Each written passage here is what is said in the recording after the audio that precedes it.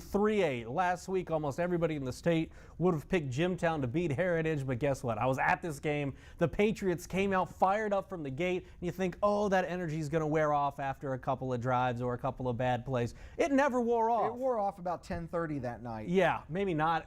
I don't know if it's worn off by now. Yeah, maybe not. Because this was a huge victory for Heritage to say, we are for real. We are a state championship contender, 40-29 against top-ranked Jimtown.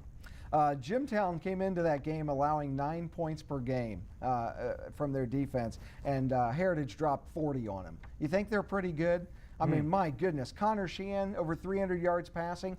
Jimtown loaded the box and said, you know, guys like Sheehan and Brenton Locke and Will Kanafke and Jacob Roop, you're not going to run on us. Fine, Sheehan will just throw for 300 plus against you. And so now you know that teams are going to drop back and go into nickel coverage and try to take Sheehan's passing game away from him. They're just going to run all over people. They can do it running, they can do it passing, and obviously their defense is very good as well. This is a team that, you know, they lost to New Haven first game of the season, and then they had the controversial loss to Leo in overtime. Yep. They're this close to being undefeated. You know, much like Carroll, I don't doubt Heritage at all. Why can't they run the table here? I'm going to bring back two blasts from the past when I talk about Heritage. It reminds me of the Belmont team a few years ago, 3A. They get in the playoffs, they catch fire, they're tough on both sides of the football, and of course we know that Belmont brought home a state championship. Now, I don't want to put the cart in front of the horse, but that could happen. And you take a look at the quarterback, Connor Sheehan. We've talked to, you know, we've been doing this segment for years. One guy that you love, A.J. Dove out at East Noble. And I saw on Friday the same improvisational skills that you saw from A.J. Dove at East Noble and that same winning quality. Athleticism.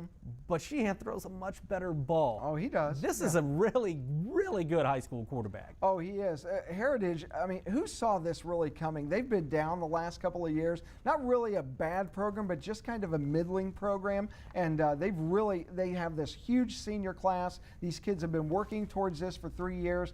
And kudos to them, man. You know, hard work for year after year after year, really paying dividends now.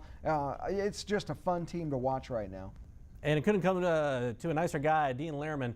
Really intelligent guy, teaches those high-level math classes out there.